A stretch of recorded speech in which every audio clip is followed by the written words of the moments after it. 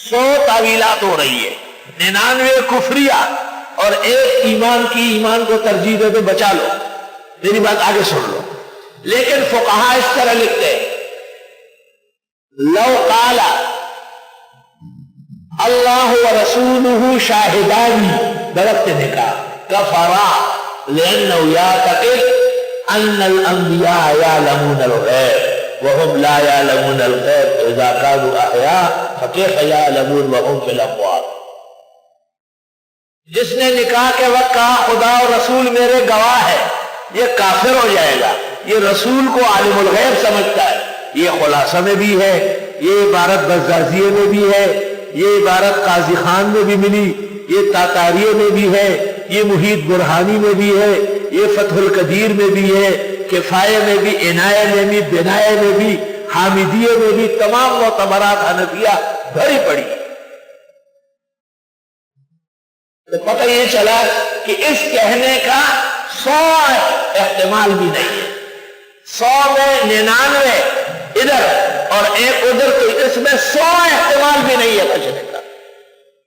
اس لیے طریق مخالف کے سربراہ کا خطیب شفیع کاڑوی نے اخیر میں ایک رسالہ لکھا اور اس میں لکھ دیا کہ انبیاء سب کچھ جانتے ہیں لیکن نہیں کہنا چاہیے کہ وہ عالم الغیب ہے. یہ اخیر میں مرنے سے پہلے ایک رسالہ لکھا اور واقعی انبیاء کو عالم الغیب نہیں کہنا چاہیے.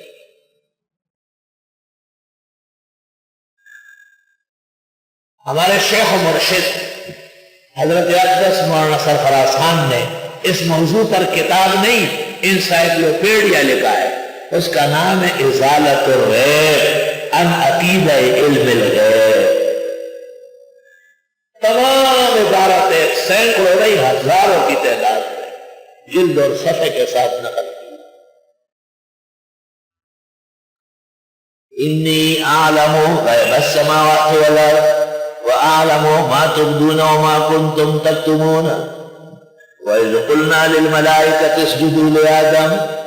یاد کرو جب ہم نے کہا فرشتوں سے سجدہ کرو آدم کا، فسجدوا سب نے سجدہ کیا الا ابلیس مگر یہ بدعتی اکڑ گیا، یہ مشرک بدعتی ابا انکار کیا، واستکبر اپنے آپ کو بڑا جانا، وکان من الکافرین اور تھا یہ کافروں میں سے. یا یہ کہ کانے میں تجرید ہو گئے، سوارا ہو گیا. دونوں قول محفوظ ہے. جب آدم علیہ السلام کی کا استحقاق ثابت ہوا خلافت ارض کے لیے، تو فرشتوں کو اللہ نے کہا کہ تم نے آدم کی ظاہراً غیر ارادی تحقیر کی ہے، تعظیم کر آدم کو قبلہ کعبے کی طرف سامنے کر دیا اور فرشتوں سے کہا سر بسجود ہو جاؤ. امتحان شدید کی تو آئی سمجھ میں. یہ سجدہ کس طرح تھا؟ اتفقت الامہ على ان السجود لآدم كان بالتکفی او الانحناء او التعظیم، واما كانت قبلة كالسجدہ للکعبہ او بیت المقدس. احکام القرآن لابن العربی جلد 1 صفحہ 46 صفحہ 16.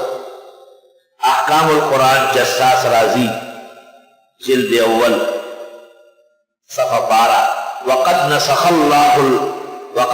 اللہ جمیع ذالک من هذه الامہ. اس امت میں کسی کو بھی کسی کا سجدہ جائز نہیں.